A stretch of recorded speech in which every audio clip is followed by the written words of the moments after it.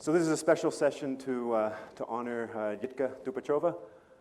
So Jitka passed away in January of this year, and so she was someone who meant a great deal to a number of us individually, and meant a great deal to stochastic programming profession more broadly. So Angers mentioned yesterday how Peter Call played an instrumental role in encouraging young researchers and helping them get a start. So I had the privilege of spending half a year at Charles University with Jitka in 2002, and this just meant a lot in terms of my development and then knowing a larger community and then learning a lot from Jitka.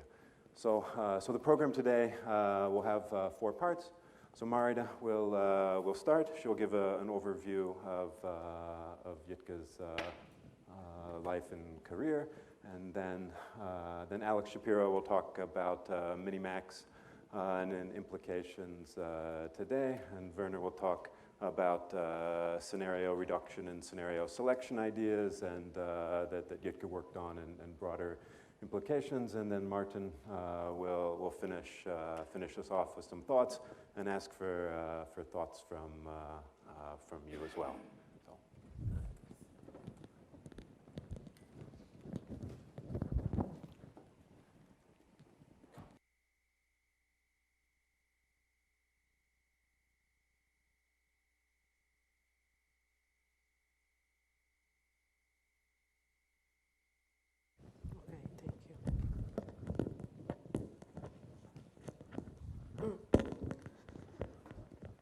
Thank you for all of you coming to this session.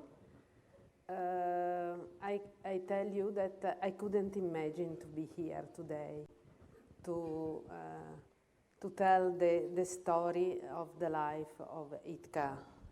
Jitka was essentially a mentor for me in stochastic programming almost 20 years ago, and she has been not only, in my opinion, an incredible scientist, but also, as you will see in these slides, a woman who loved every aspect of the life. And so these slides were prepared by Milo Scopa, who unfortunately cannot be here, by myself, and by her daughter.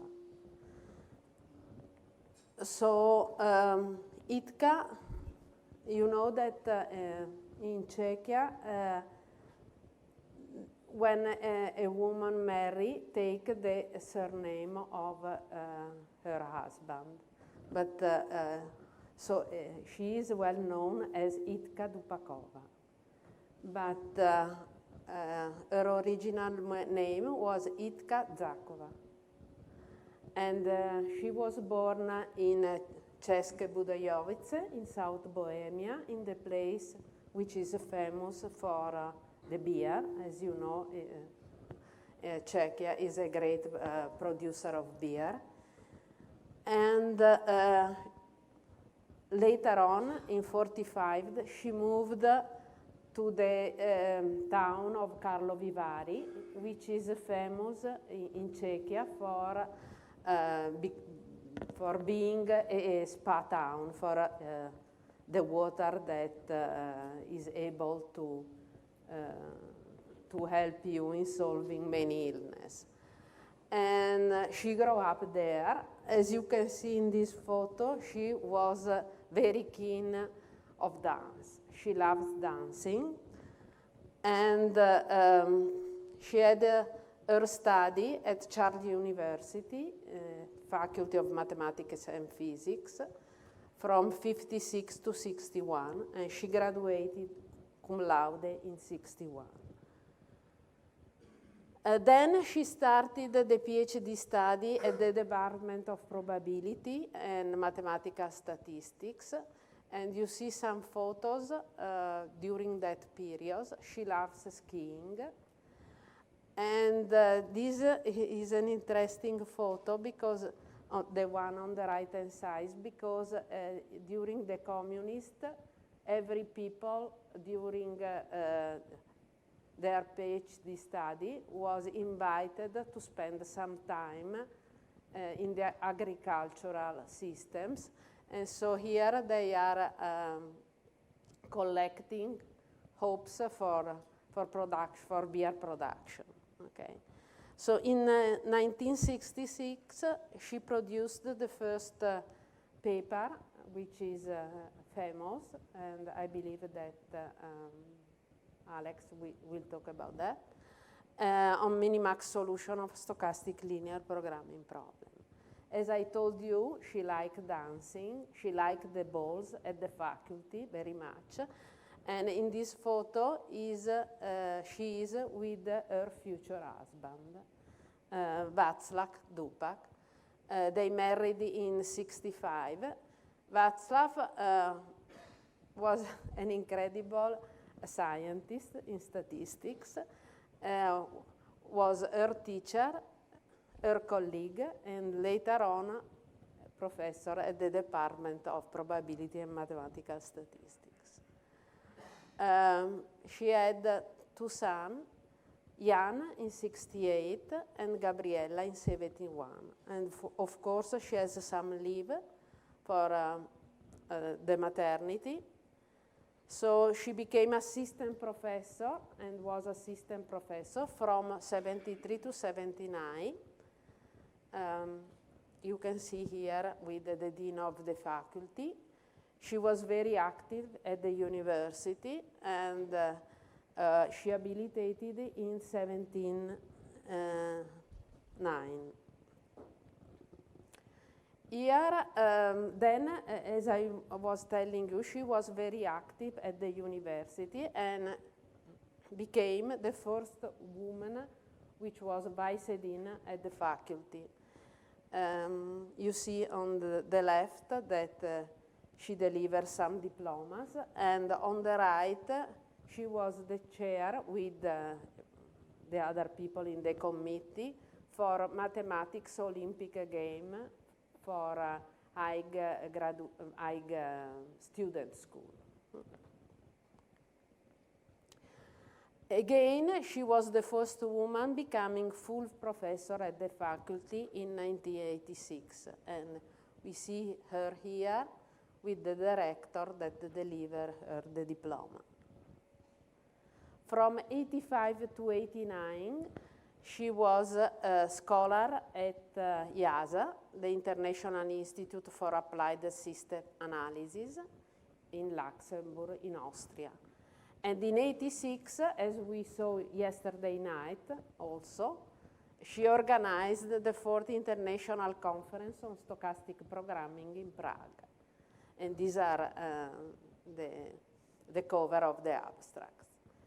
The fact that she was active in research is witnessed by papers in many important journals like Mathematical Programming, Annal of Statistics, Annal of Operational Research, Optimization, and many others. She likes a lot traveling. Everyone that has met her knows that she loved a lot of traveling, not only to visit people for work, but also for her personal interest. So here is in '89 visiting her sister who lived in Canada and who lives actually in Canada. It was on Ontario. Of course, she traveled also for work. So on the left, she was at a conference in Cuba. She didn't want to go alone. I don't know, she convinced Georg to come with her. And on the right is with myself in the conference in Tucson in 2004. On the left in Bergamo for the last conference with Giorgio and her daughter. On the right again in the period of Tucson, but the conference in Tucson, after the conference, many of the people there went to the Grand Canyon, and you can see, in fact, many colleagues, Dave, presumably, Pavel, Jitka, Martin, Rudiger, the wife, okay. And here again with Martin, Netherlands, I believe, okay? And on the right with Wim Klein, Annevel, where she also spent some time with the family, one summer. Maybe David will tell later on. And here in Aria, when there was, I don't know which conference was there, but it was one of the, our international conference. And later on, this was in 2002, there was a meeting, the Euro Working Group on financial modeling, and this was in Capri. This was in Capri with her husband. And this is a slide which is, in my opinion, very interesting because it shows its attitude to overcome the obstacle. When there is an obstacle, she has to think in some way how to overcome. She planned everything. Unfortunately, she didn't plan only one thing. And this is again with Václav in, I believe, in a castle near Salzburg. And her contribution at Charles University are great, in my opinion. She established a new PhD study program in econometrics and operation research. She supervised 15 PhD students, and some of them are today active. Peter Lechaut is full professor at Charles University. Pavel Popela is in Brno. And Milo Skopa takes his habilitation just a couple of years ago. And Václav Kozmik, unfortunately, didn't remain at the university because she was offered a great job inside the bank and decided to follow that, at the moment, that way. So she published many papers about contamination, stress testing, scenario reduction. I believe Werner will talk about that. And many applications, especially in finance in the last part of her life. Then from 1999, she became grandmother. So here is with the second nephew, Vasic, in both photos. And I believe in this photo is in Lanzarote because she likes very much those islands and was used to spend at least 1 week every year since the last 10 years. And again, as a grandmother at a spa in Czech with her husband. So she likes also very much food. As I told you before, she likes every aspect, enjoyable aspect of life. So she likes very much cooking. Here is with her daughter. She received in 2004 the memorial plaque, which was delivered at that symposium. And she was one of the 12 that were delivered to the main founder of Stochastic Programming, or the main people that was very active in Stochastic Programming. So Jitka, in fact, was totally active till the last day of her life. publish several books, more than 150 papers, give a lot of courses, not only in Czechia, but all around the world. I remember 1 month teaching in Japan that was very difficult for her because of the food, because it was very difficult, she told me. Was an excellent teacher and advisor. I mean, not only in science, but also in every aspect of the life. And she was established seminars in stochastic programming at her faculty for more than 30 years, and spent almost 60 years studying at that department. So we missed very much her. Not only the Italian people, which, she spent a lot of time with us, but especially the Czech people, because suddenly they were without a guide. So it's very important, in my opinion, to try to help those people to go forward, because she was essentially the main essential guide at that department. So we have, in some sense, to help those people to continue her work. And this was at Christmas time. So imagine, very happy, very quiet. So thank you, Jitka, for all you have given to us.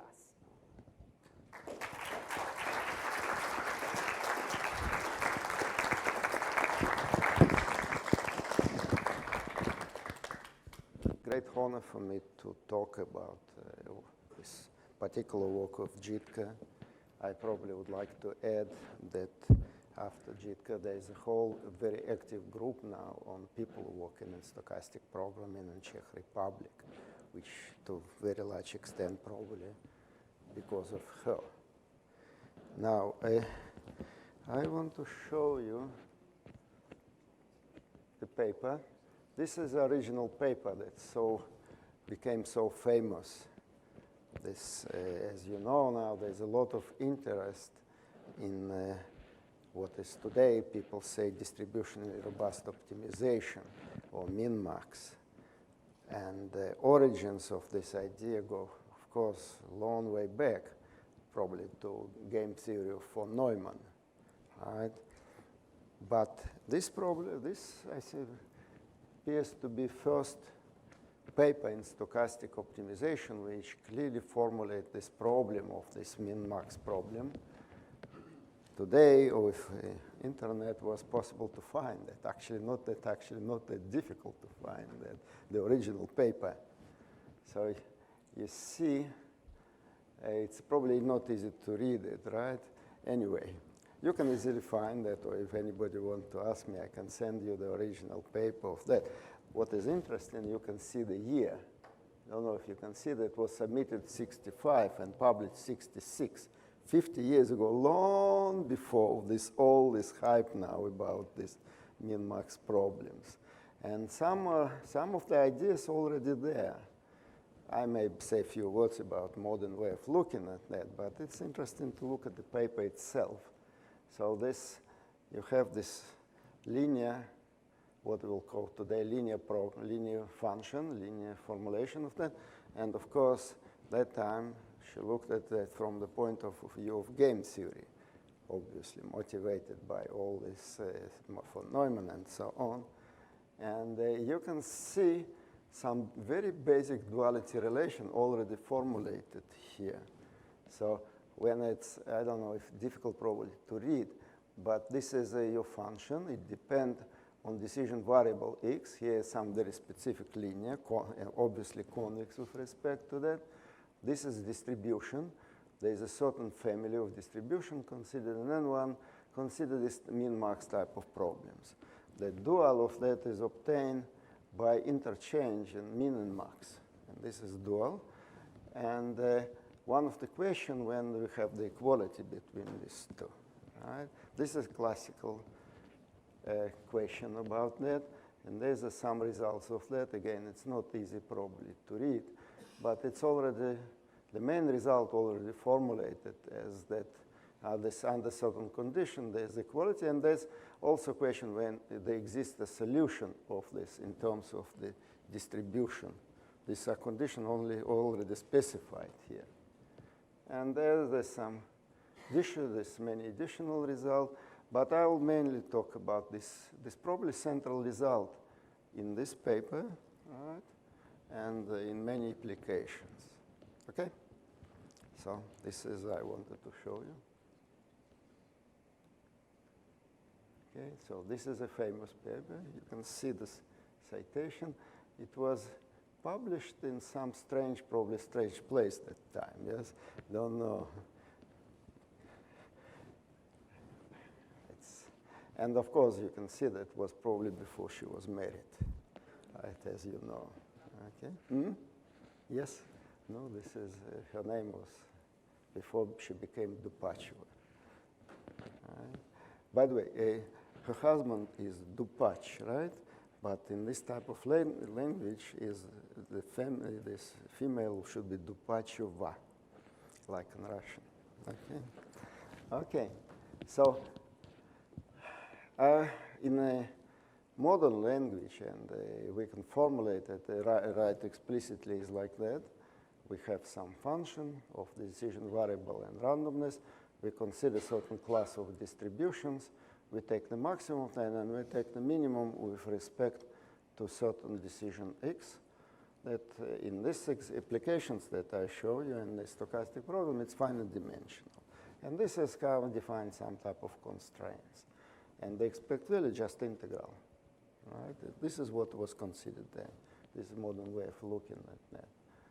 So the question, one of the basic questions of all this, if I will talk about in a modern way of looking at that, when one can interchange min and max. Right? This is a classical question, and the basic this idea and looking at it, of course, going back to von Neumann. You know, this is published in German, I suppose, right? And you can see the year of that with the development of game theory. And already some basic results already were proved there. So the one of the questions when we have equality here. If I look at this very abstract formulation, this is x and this is y is a set of probabilities here. So x is relatively easy to deal with that, but we also have probabilities with all the implications of that. So one of these relatively simple results, again going back to von Neumann, the condition for this to be this equality, this existence of a saddle point. If the saddle point exists, this is, you can see it in many books on minimax type of saddle point, then there is no duality gap between these two, and both of them has solutions. For this type of problem, this type of conditions really don't use any specific structure of these sets. Very abstract and actually not difficult result. Now, much in some sense deeper result was to use some structure of the problem to get this duality. And the most important in this, when we look at this, when we look at the structure, that we consider now this belonging to some linear space. If you look at this X, that what we discussed, that it's usually finite dimensional space, and this is space of the measures, right? This specifically probability measures, but we can add them. We can consider them as a certain linear space. Even we can consider some negative one, as this is a famous theorem. Also, you can see this going long way back. Okay, right. The main condition here, should be convex concave type of function. When we look at the specific function that we considered here, it's clearly linear with respect to the pin, right? And if we assume that it is convex, for each one it is convex with respect to x, it will be convex with respect to x, right? So, in other words, when we look at that, we can consider that from this very general point of view. In this famous paper, I don't think this theorem was used. It was slightly different theorem of use, but this is probably one of the most convenient general theorems that people use in that area. Right? So you can see this. What is important here, that X is to be convex set, the convexity, right? Y also supposed to be convex set, and it should be convex and concave. Now, apart from that, you can see that we need a certain type of topological assumptions about that. This is one approach to look at that. And there's a good question, what will be natural topology here, right? What is important and crucial in this type of theorem is this, at least one of these sets that we consider should be compact. Compactness is very basic property here, and it depends on what topology we consider, right? So this is a famous theorem, and it can be applied directly to this. Maybe one remark that if I now consider this function here, right? If I consider this type of function, if I maximize if I minimize this function, it's not difficult to show that it follows from this is a upper semi-continuous because we minimize this, right? And because we assume the set of compact, this problem will have an optimal solution. So this type of assumptions guarantee that we'll have optimal solution. Remember, this will be probability measures in this, what we consider, right? It doesn't say anything about this. Okay, this type of result. Now, so in this specific case, the function that we consider here, if you look at this, right, of this, is this one. Okay, we take the expected value over that. It's a function of two variables of this decision x and the probability measure p. Okay. Now, it follows immediately that it's linear with respect to p, and so concavity with respect to p not a problem. Okay, it's also will be convex with respect to x if we assume that for every possible realization of this, this function is convex with x. In Jitka's paper, it was linear, so this was also holding automatically. Okay. Now, if we now want to apply that, we have to verify these basic conditions of that, right? So at least one set should be compact. It's appropriate topology that we use, this condition. And we should verify this continuity type of properties of that. So if I look at here, this continuity of this function, continuity of this function with respect to x is not difficult because if we assume it's convex, if it is finite value, it's automatically continuous on this, right, on this set. This is the much more tricky thing is to deal with this probability distribution. And the classical approach to introduce some topology of that is weak topology. Right, maybe I just say a few words about this. This is a classical weak topology of that convergence, right? And if from functional point of view, what it means is that it's deal with, we assume it is a metric space. You can think about that as a subspace of Rn for simplicity, okay? And if this is additionally compact, and we look at the space of continuous functions on the compact metric space with a max norm, the dual space of this, it's called Reed's theorem, is a space of measures with total variation. Right? What I will show you now, just generalization of this classical generalization of this result to the case where it's not necessarily bounded, not necessarily compact. Right? So this is a classical type of convergence, right? This defined like that. It's topology is metrizable. It's possible to introduce a metric for that. It's called metrizable topology. So all because of that, it's all possible to describe in terms of sequences because of that. Okay. So there's a classical result of that. This is famous theorem of that. And it says, they give the conditions in this topology when the set is compact. Remember this, in this type of result, one needs at least one of the sets to be compact. This is a basic thing about that. So this is called tight, right?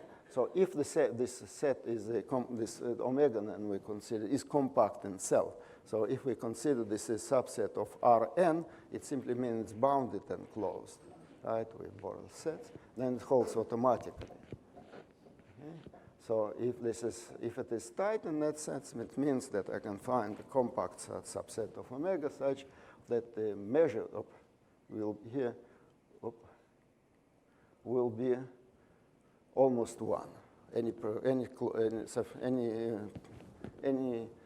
With any precision close to 1, right? So this can be immediately applied to this, right?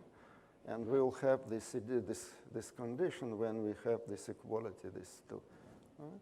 So moreover, it's called precompact because we need an additionally to this the set of this measure to be closed. 3 minutes. Okay, I'm finishing. Okay. Now, all this result, which I showed you, they do not require. We didn't use the fact that X is finite dimensional. This is very general. And when actually in these applications and what applications we have, the decision vector is finite dimensional. All it was used is some type of linear, very general result. Okay? So what can one say when it's finite dimensional? I just have a few minutes, but general idea. First of all, the problem, this original problem that I can be formulated as semi-infinite programming problem in a very abstract way. Right? It's a standard trick where people use that because if I minimize that with respect to that, it will be exactly the maximum of that. So if you look at that, this is a set of parameters, very abstract, right? But it's semi-infinite programming problem. And for semi-infinite programming problem, there exists this duality results, so this basically type of conjugate duality developed by Rockefeller, okay, in certain way.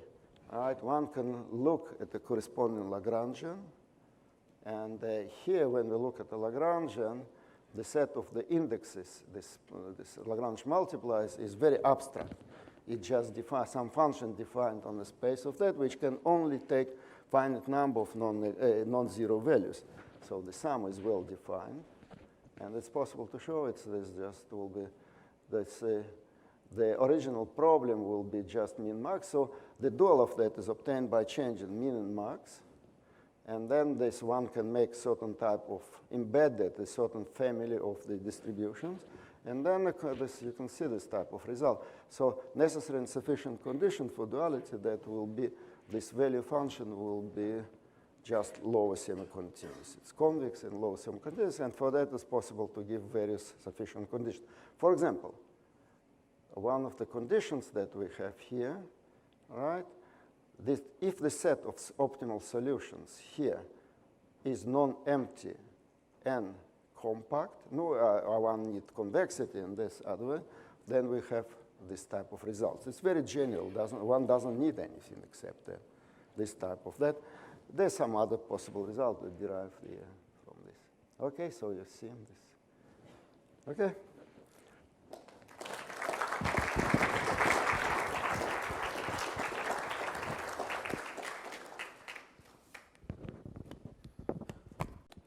I met Jitka first about 35 years ago in East Germany, and at that time, as we learned in the first presentation, she had habilitation, was not yet professor, but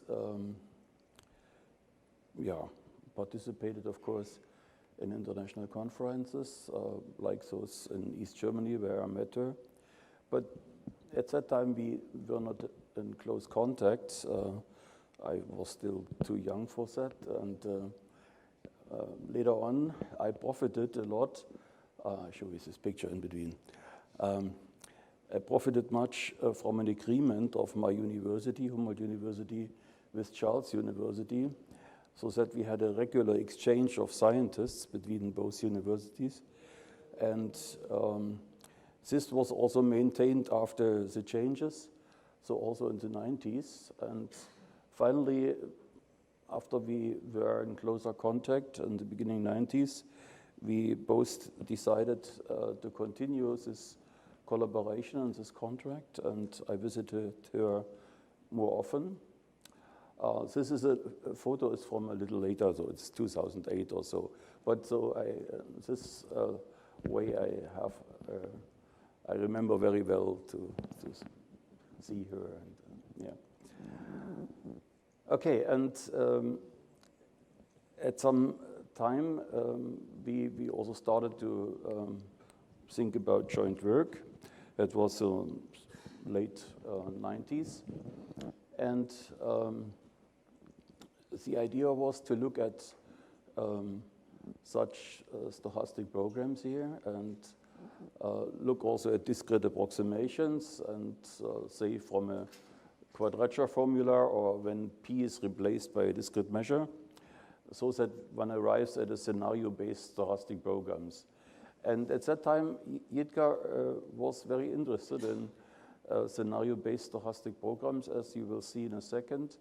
And the point here is, of course, one is interested, it's completely clear to all of us, that the sample size is not too large in order to have a relatively low dimension. More, in addition, this integrand is expensive to compute and so on. So, and perhaps some of you remember this YASA working paper, in any case Anjay, because he was at that time at YASA for several years. And so you see that already in 95, Jitka thought about deleting scenarios. Finally, this paper did not appear in the journal in this form, but this YASA working paper exists and can be downloaded if you like. And I used the old cover. Recently, they have a new cover at YASA. And her strategy in that paper is to look at the optimal value and to study directional derivatives of the measure when you add one scenario or delete one scenario, and you have a new measure and you consider directional derivatives into that direction. And she used this to decide whether a scenario should be kept or deleted. That was the idea in that paper, one of the ideas, of course. But it interested me that she thought about that, and finally we thought also together about stability of stochastic programs. And one of the results in this direction is like that. And on the right-hand side, you have something which is the difference of two integrals. And hence, one has a kind of idea how to approximate the measure, P, the original measure, namely to minimize such a distance.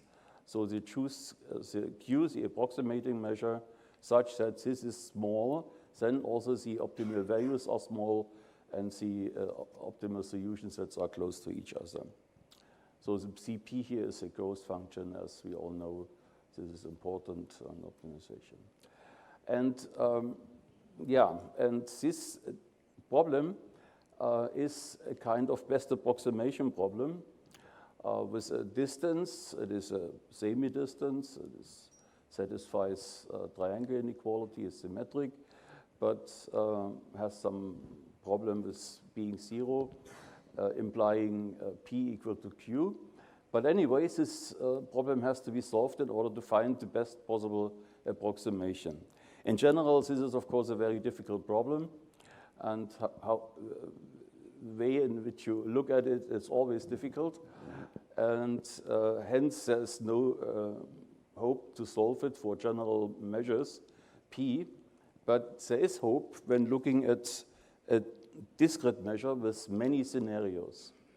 And this is the point which we finally took.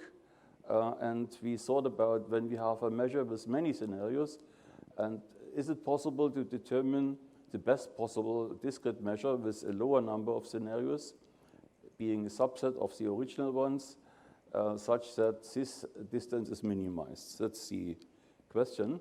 And still, we were not able to solve it.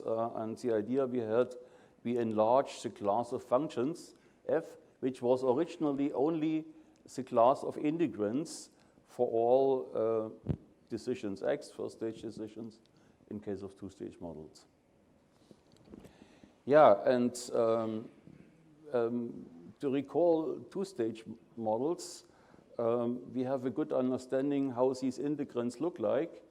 Namely, these are optimal value functions, essentially, of a second stage problem. And under certain assumptions, no? Now I have a problem here. Under relatively complete recurse and dual feasibility, we can make use of the celebrated Walker-Betz theorem on the structure of the optimal value function of such a linear program. And we know that this function, as a function of the stochasticity entering the costs and right-hand sides, and possibly also the technology metrics, that is a linear quadratic function on the support set of the original measure, or some larger sets than the support. There are extensions to general cases, but I concentrate on that one. And now the question is, we still have in mind to enlarge this class of functions, and we enlarged it a lot. So we looked at all functions having the same local Lipschitz properties and the integrants of that I showed you before. These were linear quadratic, hence they are locally Lipschitz, and the local Lipschitz constants grow linearly with the norm of these. And the corresponding distances are the Forte-Moyer metrics, and to some extent they are canonical for two-stage models. If you have stochasticity also in recurse matrices, also the other orders are important for if you have only stochasticity, as I showed you, r equal to 1 or 2 are sufficient. There's another interesting result, namely that such Forte-Moyer metrics can be written as a transportation problem if one looks at the so-called reduced cost function. This is CR, and the reduced cost function is defined like this here. All this in the book by Ratchev and Rüschendorf on 2 books on transportation problems.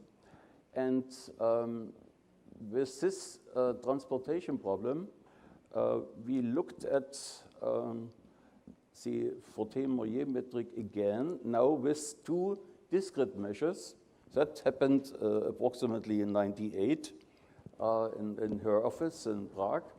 And we suddenly realized, also we knew about, that these are linear programs and we have duality, and possibly we can exploit our knowledge about this. And indeed, this is what happened. And it finally led to this paper, which appeared in 2003. It took some time, as you know, in journals like Mathematical Programming, and namely 3 years in that case. And we were both surprised about the interest in this topic, which we realized later on. And I checked it before this talk again, and now we have 620 citations of that paper. Many of them come from outside mathematics and outside operations research, so from energy and many other areas, economy and so on. By the way, her second, this is her most cited paper, of course also mine. And her second most cited paper is the paper on scenarios for multi-stage stochastic programs. It has 420 citations, also a lot. So scenarios are seemingly of interest to many people. And this one, I tell you shortly the story of the content. So the optimal scenario reduction problem can now be formulated as our best approximation problem with respect to these Forte-Moyer metrics. And one suddenly, or immediately realizes that it can be decomposed into determining the set, index set J of those scenarios which should be deleted, and then given the set to determine the new probabilities. Of course, determining the set is a combinatorial problem, but the other one, and this was our observation in that paper, can be solved explicitly, and the result is here. If the set of scenarios to be deleted is given, then one has an explicit formula for the distance of the optimal discrete measure with small n scenarios. The original one has big n scenarios, and the distance can be calculated in this way. And there is a very simple so-called optimal redistribution rule, and what plays a role is the distance of scenarios in terms of this distance. These reduced costs is a distance on the space of, on the support set, which is equipped with some distance coming from the underlying Euclidean space. And so this formula is relatively easy. And I think because of that, people got interested in that because it's so simple. But of course, the other problem is much more difficult. It means solving this combinatorial optimization problem. In the literature, it's also known as the n-median problem. And it is clear that this problem is NP-hard, and polynomial time algorithms are not available in general. And one idea could be to reformulate it as a linear mixed integer program like this here, and to solve it with standard software. What we realized is that it was very easy to find after moving to relaxations, to find first a good solution, but to solve it to optimality was very often a long time procedure, and hence we finally went to greedy type heuristics. At the beginning, we also had in mind to randomize them, but also the greedy heuristics I show you now work very well. So the idea is, this is the backward version. First, determine the first scenario which should be deleted. And when you have solved this problem, you can continue this strategy like this. And at the end, when you arrived at the required number of scenarios, then you perform redistribution according to the formula I showed you before. There's also a forward variant, which works as follows. Take all scenarios and first find the best one which should remain. And after that, the second best. So it's again an algorithm. At the end, you redistribute and have your required scenario set. Two examples finally. This is an earlier example which was also contained in that paper which I showed you in Math Programming. It is a weekly load scenario tree from electricity management. This is a mean shifted load scenario tree. It's a ternary tree, and we started with 726 scenarios. And just to test the algorithms, we determined 20. You see here different pictures. What does it mean? We use different distances with different orders. Order 1 is the original L1 Wasserstein or Kantorowicz metric. are equal to 2 is the Fourier distance of order 2, and so on, until 7. And you see the remaining scenarios change. So the moments play a role because Fourier metrics are characterized that convergence with respect to such metrics mean weak convergence, as it appeared also in Alex talk, and convergence of the moments which correspond to the R, yeah, order R. And so this is a more recent example, a little later, together with Holger Heitsch, and a more recent application. We had a practical project in optimal gas transport in a huge transportation network, which had hundreds of gas delivery nodes. The model was a stationary one, and we had a lot of data. And we fitted distributions, a probability distribution for all such delivery nodes to this problem. And finally, we sampled from the distribution using quasi-Monte Carlo methods, randomized ones. This is one that were 2,340, sorry for that. And from those a number of samples, we reduced it to 50 scenarios. You see it here in red. And the thickness of the ball corresponds to the high probabilities. They are proportional. The radii are proportional to the probabilities of the scenarios. So the most important one is this one, and so on. This is contained in a book which appeared last year in the Science MOS series in optimization. Yeah, conclusions. The most important one is the last one. Jitka's initial input was important for all the developments which happened later on. I had the pleasure to develop this idea any further, also to generating scenario trees together with Holger Heitsch. Holger also implemented it as a GAMS procedure in GAMS standard 2.0. And we also tried, together with René Henrion and Christian Küchler, to develop something for mixed integer two-stage stochastic programs, but with different distances. But the advantage of the transportation metrics was not present, and for discrepancies we were only able to look at moderate dimensions, and otherwise it would become very expensive. Yeah, thanks to Jitka, and this is some of the literature. Thank you very much.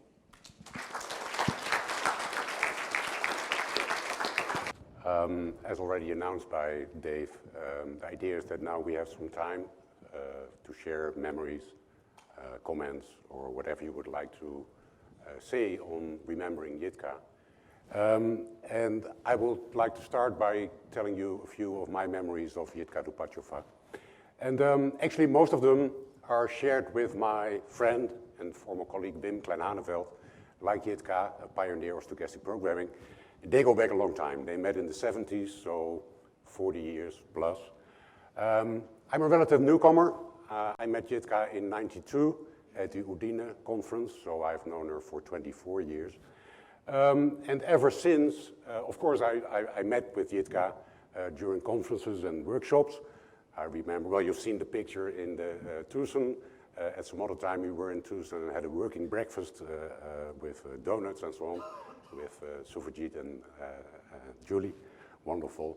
Another time, we met at a very small island off the coast of Norway for a workshop organized by Steen Wallace.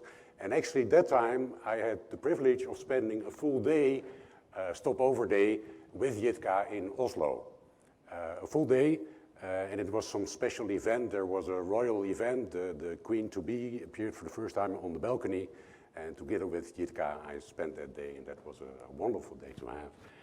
In any case, we did not only meet during workshops and conferences, but also many working visits, both in Groningen as well as in Prague.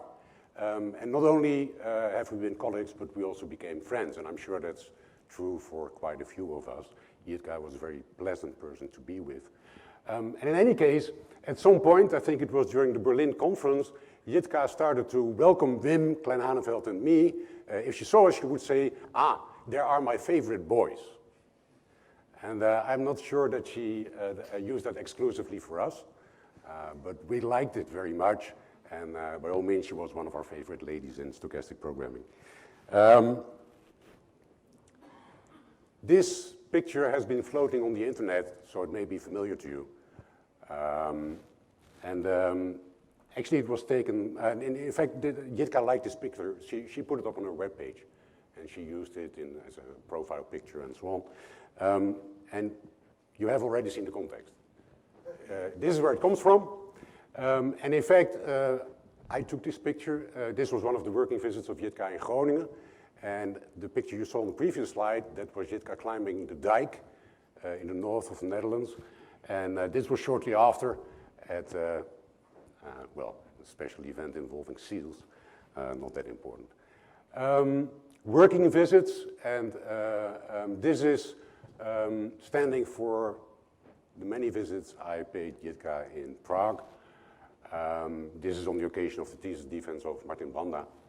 And I remember vividly that I arrived, knocked on the door of her office, she called me in, and then I found her standing with her back to me on the top of a ladder. She was getting a book from a top shelf or something like that. And then she started to turn to greet me. And that was quite a scary event. Nothing happened, but it's a vivid memory. In any case, during that visit, she also invited us to her home, where she prepared a traditional Czech meal for us, and later her daughter Gabriela and the grandchildren, of whom she was very proud, joined, so we had a very pleasant day. Final slide I'd like to show you is a scan of a letter, and the story is this. During a visit in Groningen, also associated to a thesis defense, Jitka had forgotten to bring some of her medication, and to get a new prescription, she needed to undergo some medical tests. That's how she was registered in the Dutch healthcare system. And this letter addressed to Jitka was sent to my home several months later, and actually it's an invitation to come in for a flu shot. To me, this is a very concrete example of the many traces that Jitka left all over the world, mostly in our minds, I guess. Okay, that's what I would like to say. And now the floor is open. Any of you? Yeah, there's a microphone. I think Giorgio would be happy to share some. Giorgio's over there.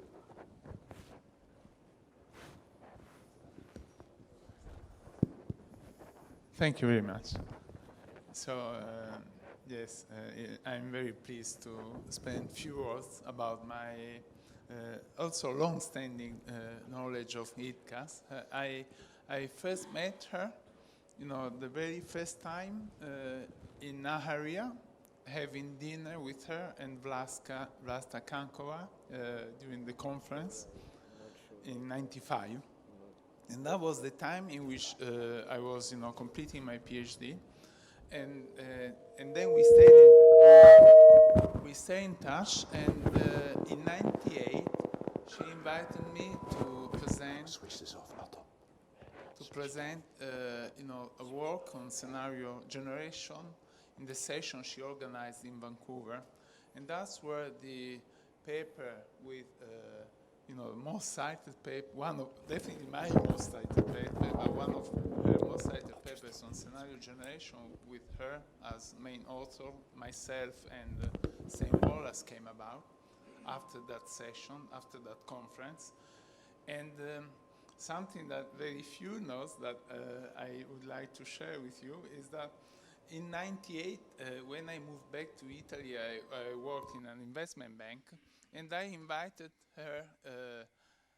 Jitka to visit me in the bank. So this was a financial directorate of Unicredit investment bank. And we had a meeting in Milano with her and the CEO of Unicredit. He was Dr. Profumo, a major, executive manager and the finance director. And we had a discussion on scenario generation. because at the time we were implemented internally a portfolio selection tool, and then she,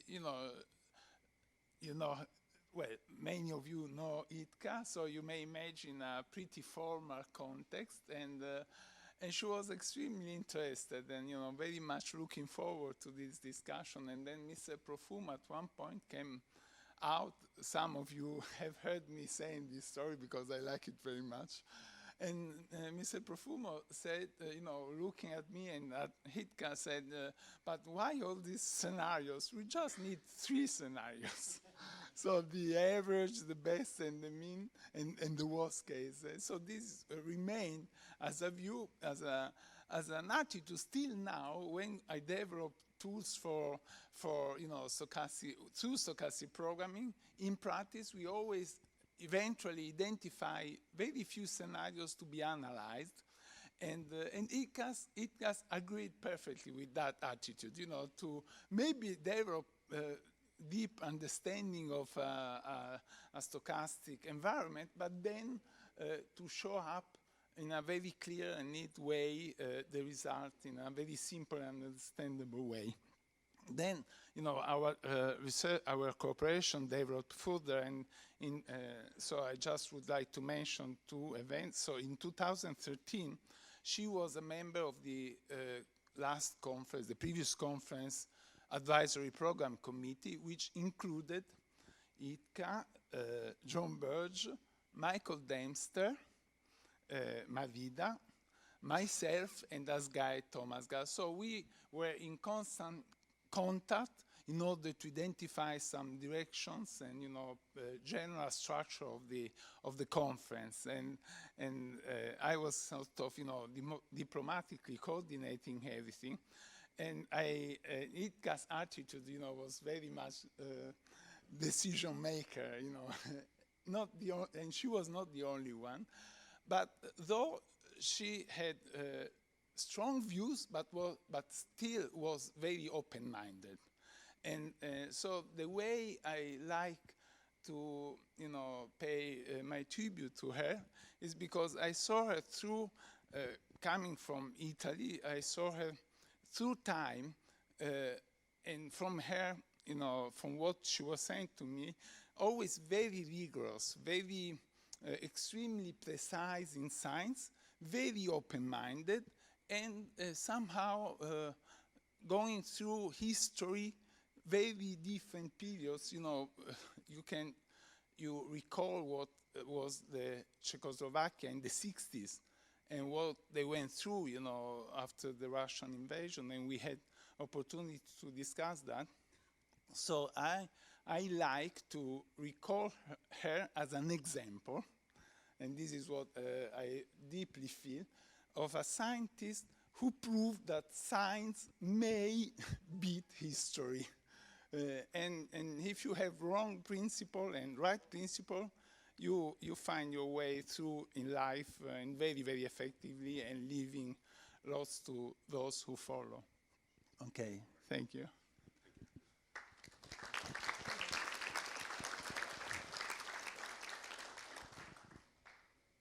Yeah, I'll say a few things about Jitka. But one thing that I always remember about her is how welcoming she was. And whenever you would go to a conference, those of you who knew her, she would come over and greet you and give you a warm embrace, and then a certain number of kisses on the cheek. And she knew this algorithm, which I never could actually figure out. But if you were French, you got 2. If you were Eastern European, you got 3. If you were Russian, you got at least 4. But she was just always someone who was there to greet you and to make you feel welcome and make you feel like you were part of her world. The other thing that I always remember about Jitka, which has come out in some of the things that have been said here, is how important family was for her, and how she would always ask you about your family and ask about how your children are doing. And I remember at the very first conference she had, my son had been born a few weeks before that. And she said, "Oh, it's great you're here. We're really glad to see you here. But why are you here? Should you really be here? Shouldn't you be home with your son and with your wife? And shouldn't you be supporting her?" So she really kept things in perspective. She knew, she devoted her life to the things she did scientifically, but she also devoted so much of her life to what she did for her family. And that's something that I think we all can learn from her, not just in terms of the mathematics, but in terms of what she did as a person. And so we'll really miss her.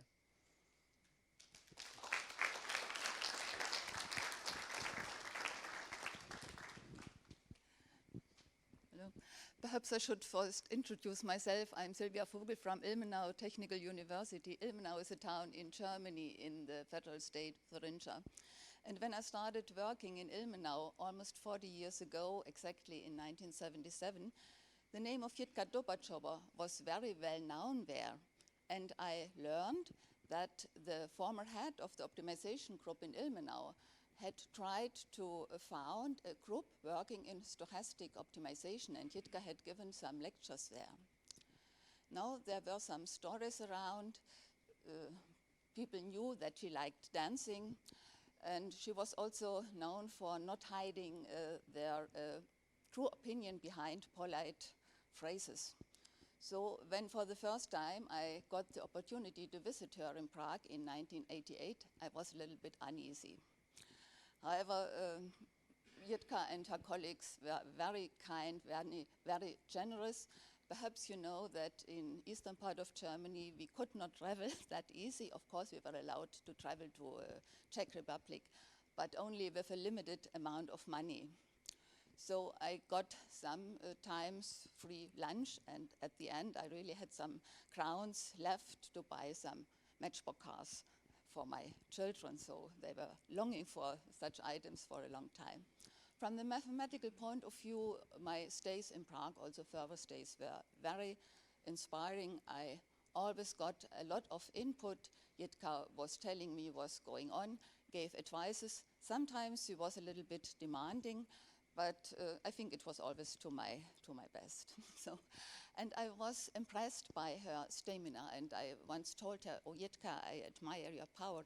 And she answered, "Oh, you should have known my mother. I'm only half of my mother." So her mother must also have been a very remarkable person. So unfortunately, I did not succeed in convincing her to pay Ilmenau a second visit, but we had cooperation with some of her colleagues, Peter Lachot, for instance. And discussing with Jitka was always very inspiring and encouraging for me. And I'm especially grateful for her encouragement, and I will always remember her with great respect. Thank you.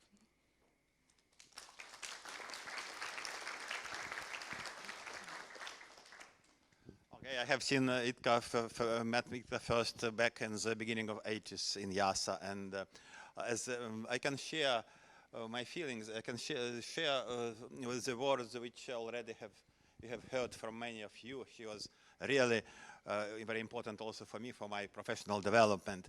But what I would, therefore, I would just also bring your attention to the fact that she had also to tread quite thin line in her professional career in communist state. And she did it with great dignity and with great, I would say, judgment. For this reason, she also managed to develop her school, develop her following in Czech Republic. And I think this is also one aspect who was not clear, which was hidden, but was very important in her life.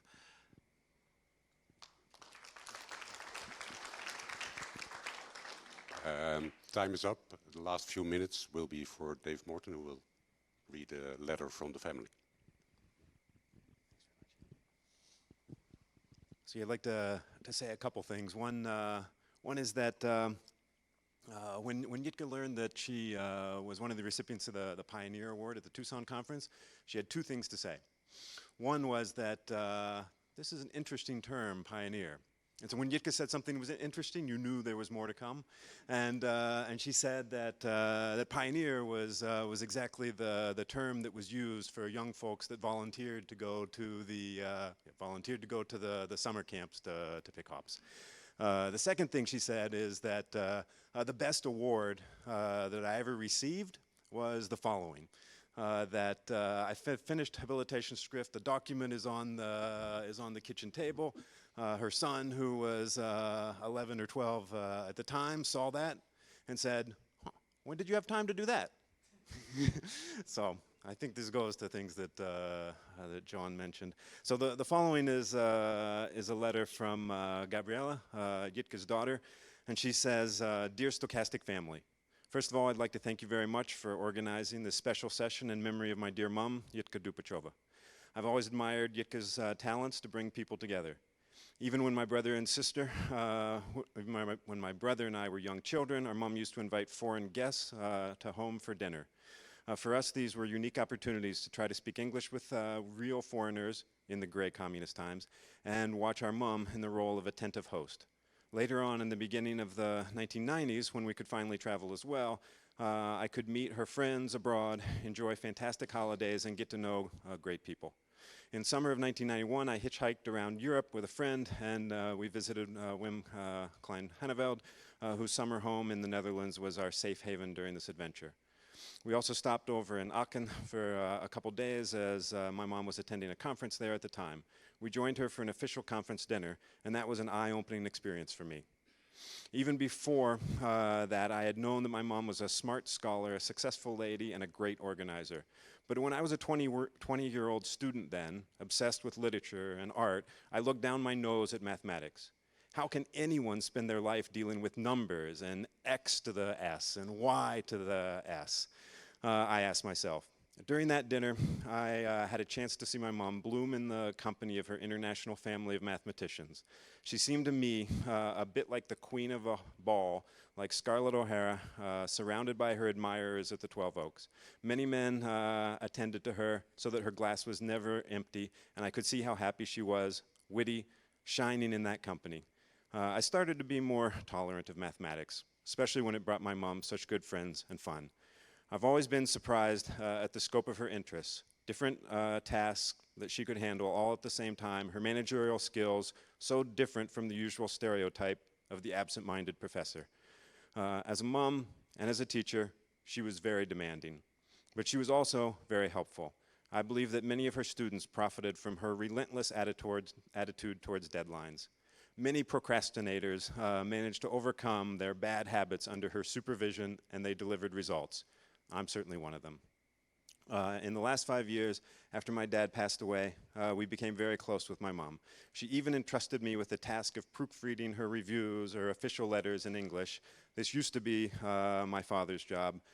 He was her thorough editor and a fine tuner of her sentences. It was much more difficult for me because I could rarely understand what the texts were actually about, but I could just correct the spelling and suggest where she might insert an article or two. But she seemed to be pleased with my small contribution. I also accompanied her to conferences in Rome in 2012 and in Bergamo in 2013. And I'm thankful that I could join the big family of stochastic programmers there, and no one spoke about X or Y with me. When my family and I received a lot of kind letters and emails from many of you in reaction to the sad news of her demise, I realized how popular and famous my mother had been, and that the international community of mathematicians was, in fact, a wider family of hers. It is relieving to know that Jitka still lives in your hearts and your memories. So please enjoy the conference. I am sure she is there with you somehow. So best regards from Prague, Gabriela.